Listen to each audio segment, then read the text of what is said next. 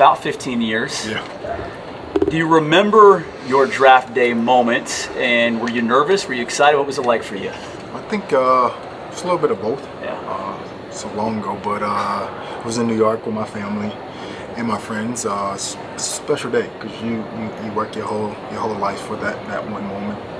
Hear your name called and you walking across that stage. So still remember those feelings, those emotions that I had walking across that stage when I heard the Bengals call my name.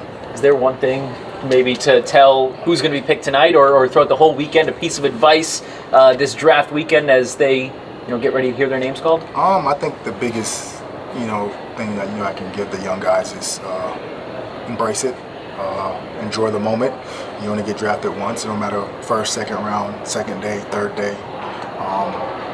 It's just a blessing to be called, your name be called, and you know where you're going to spend your next 4 or 5 years, and you work your butt off to get to that moment. So enjoy it. I imagine you stay pretty plugged in with this team still. Yeah. Are you aware of what they need? Do you have any thoughts, opinions on what they need or should get? Yeah, I'm always locked in on the Bengals for these last couple of years. With my GM skills, I think I'm gonna go edge rusher. Please let a player from Georgia be there so we can get one of those guys. So that's my hope, like an edge. But you did notice that the Bengals offense was prolific last year, and that defense needs some help. Yeah, we don't need no offensive help. We're pretty solid on that side of the ball. So we need to get a Georgia boy, and we'll be fine. What did you think of the Bengals' decision to bring back T and Jamar both long term? I love it. I think when you have a quarterback like Joe and Chase, you have to keep that core together. And I feel like if you kept that core together, you always got a chance. And we see that they putting up 30-some points. We just need a little bit of defense to help out. So. Did you see this in him? Did you see him developing into what he is now that first year when you were with him? Yeah, of course. I knew he was going to be a big-time receiver. And from Clemson, his body frame and the way he approaches the game on and off the field, I knew he was going to be fine. Were you watching the draft 4 years ago when they took Jamar and he said he was going to come here and break all the records? Yeah. What was your reaction to that? Well, I was like, good company. He did it. So you can't be mad at him about that. But what they have here is something special with Jamal. With Joe. And I think they all feed off each other. And when you got somebody you've been into college with, and then got drafted in the same city, special, and he's going to break everybody's records. So not very mad at that. When you see the money that Jamar and T just got, do you feel like you played in the wrong era, wrong decade, maybe? Hey, I'm blessed. I think I'm fine. But the money is always going to go up. Yeah. So when Jamal's done and Jamar's done, the money's going to be more. So glad I could move the needle a little bit. But to see a number one receiver, a 1A, 1B kind of guy between Jamar and T, what is it like for you watching that on the same team? How crazy is that? This is crazy because I know those type of players those guys are. T can go anywhere else and be a number one. But having two number ones on the same team makes you think both jobs easier. And I understand why they want to be together because you can't really double both of them at the same time. So you got to pick one.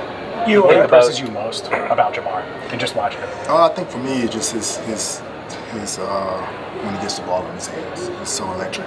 It's not like every other receiver, in this game. It's different when he gets the ball. It's like more of a running back when he gets the ball in his hands. You think about throwing the pads back on as you watch this offense last year? Absolutely. don't miss the hits or doing all that stuff. I love it from the couch. As you reflected on it, what was the post-Cincinnati stage of your career like, and how did you feel about kind of the way it all wrapped up? I thought it was fine. I thought it was good. Like, I'm a person that, I always knew the business side, so I never took it personal. And I think that's, you take that approach, you'll be fine. And the Bengals changed my life forever. So it was no bad feeling. Mr. Brown had a great talk with him when I left. So it was never bad blood. I always knew when I was done I was going to retire at Bengals. So. Kind of real quick to follow up on that note, you came back for a game last year, you're here now, have you felt a priority kind of keeping that relationship going from their side and then with you as well in your post-playing career? Yeah, it was great because they always reached out, asked me if I want to do things, and for me, I'm always going to sit because they've been so good to me, and the Brown family's unbelievable. I just saw them today, had a good conversation with them. So it's always good to come back and help out. Do you believe that Joe Burrow, Jamar, T, that this Bengals team can win a championship? I think so. I think you've seen we got to the game. I think if we clean up some things, but I know the offense is going to be fine. I think when you have those three guys core, I think it gives us a chance every year. So as long as Joe here, what he says is always the window's always open. So I think we'll be fine. It's great. It's a great feeling. Makes you feel wanted, appreciated. But I never had no doubts about that. I said the Bengals changed my life forever. So it's good for them to always have me. You've said that twice now, that the Bengals changed your life forever. How so? They gave me my first shot.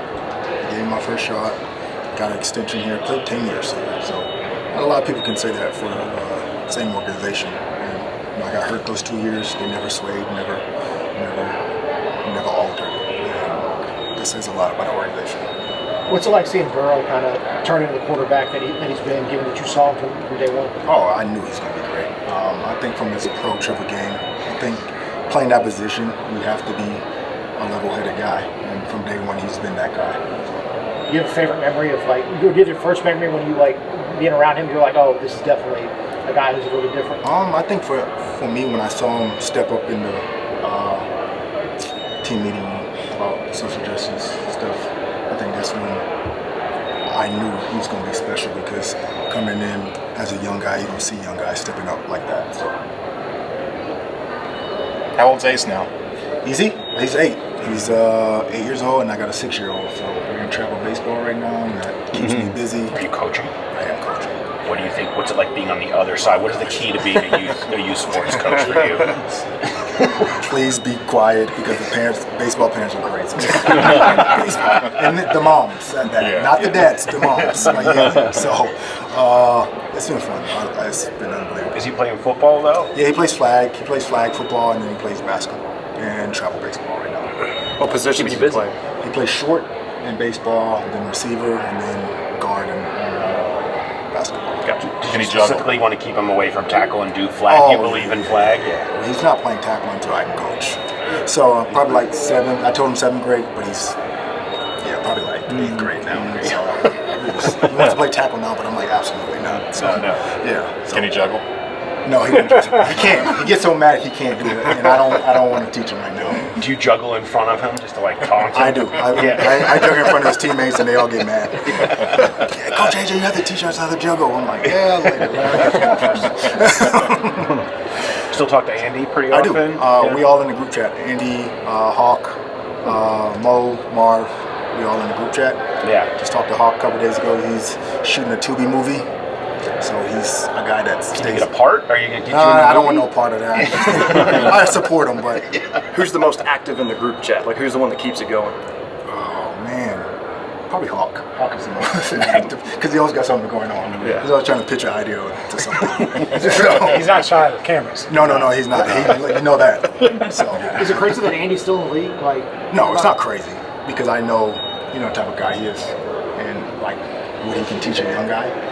I see why you keep him around. Yeah. What does it say about him that he's been able to be in the league all these years after he left here? Man, it's just, I think Andy was probably one of the most underrated quarterbacks, because what he did here, I think a lot of people don't really appreciate what he's done.